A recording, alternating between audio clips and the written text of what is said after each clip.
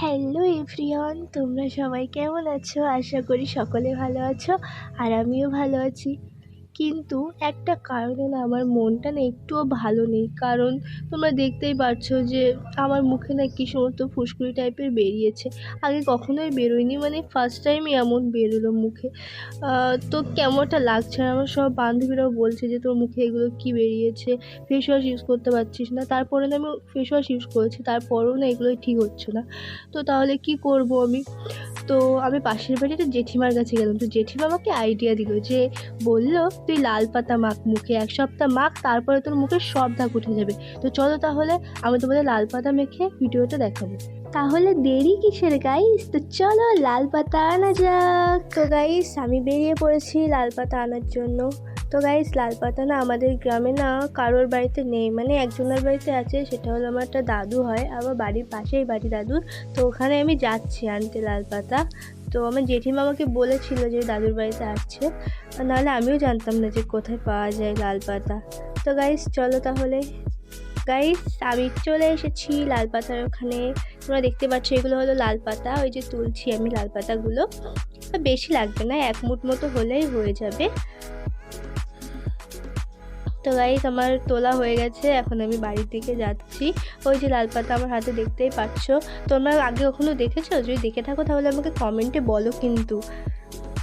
তো গাইস আমি চলে এসেছি বাড়িতে লাল পাতা নিয়ে। তো গাইস এখন না পাতাগুলো মুখে মাখার পালা চলে এসছে। তো তার আগে আমি না একটু ধুয়ে নিয়েছি, কারণ কোনো কিছু ধুয়ে নেওয়া ভালো। তো আমি ধুয়ে নিচ্ছি, তোমরা দেখতেই পাচ্ছ। আর ভালো করে নোংরা জলটাও বের করে দিলাম ওখান দিয়ে। তো এখন মুখে মাখবো, কিন্তু তার আগে না একটু লবণ দিয়ে দিতে হবে ভিতরে, অল্প একটুখানি দিলেই হবে, বেশি দেওয়ার দরকার নেই, অল্প একটুখানি দিতে হবে লবণ। তারপরে না হাতে ভালো করে গোল পাকাতে হবে, গোল পাকাতে পাকাতে পাকাতে পাকাতে যখন দেখবে যে মানে ওটার থেকে রস বেরোচ্ছে এরকম, তখন না তারপরও পাকাতে থাকবে, আর পাকিয়ে পাকিয়ে ওই রসগুলো না ভালো করে মুখে মাখবে, ঠিক আছে? ভালো করে মুখে মাখবে। দেখো আমি মাখছি মুখে, রসগুলোই মাখবে শুধু মুখে, আর কোনো কিছু মাখার দরকার নেই। ভালো করে গোল করবে যতক্ষণ না পর্যন্ত পুরো মুখটা কভার হয়ে যাবে, ততক্ষণ পর্যন্ত মাখতেই থাকবে মুখে। তো আমার না মাখার সময় না মুখটা কেমন জ্বলে জ্বলে যাচ্ছিল।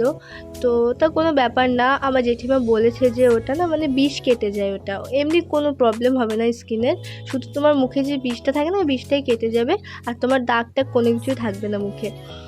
তো আমি ভালো করে পাকাচ্ছি, দেখতে পাচ্ছ হাতে। তো ওই দেখো আমার মাও এসেছে পিছনে, ওই যে মা বলছে কী করছিস, দেখতে পাচ্ছে না যে নবাব নন্দিনী মুখটা একটু ওয়াশ করছে। তো তারপরে তোমরা দেখতে পাচ্ছ আমি মাখছি ভালো করে, মুখটা কভার করছি মেখে মেখে ভালো করে। তো দেখো আমার মুখটা কভার করা হয়ে গেছে, আর আমার মা না শুধু দেখছে আমাকে বসে বসে। তো দেখো ভালো করে কভার করা হয়ে গেছে আমার। তো এখন আমি 10 মিনিট রাখবো মুখে। জেঠিমা বলেছিল যে তুই 10 মিনিটই রাখবি, তো 10 মিনিটই রাখবো আমি মুখে। তো গাইস 10 মিনিট পরে আমার মুখটা ওয়াশ করে কতটা গ্লো করছে তোমরা দেখতেই পারছো। সত্যি এটা না খুবই কাজের। আর এবার থেকে তো আমি তো আর ফেস ওয়াশ ইউজ করবো না, এটাই করব, কারণ একদিন করে আমার মুখে এতটা গ্লো এনেছে। যদি 1 সপ্তাহ করা হয় তাহলে ভাবতেই পারছো তোমরা কতটা গ্লো করবে। তো গাইস তোমরা আমাকে বিশ্বাস করে না এটা ইউজ করতে পারো, কারণ এটা করতে না কোনো পয়সা লাগবে না, আর তোমাদের না 1 সপ্তাহের মধ্যেই পুরো স্কিনটা ভালো গ্লো করবে। আর ভিডিওটা ভালো লেগে থাকলে লাইক কমেন্ট শেয়ার করতে ভুলো না যেন।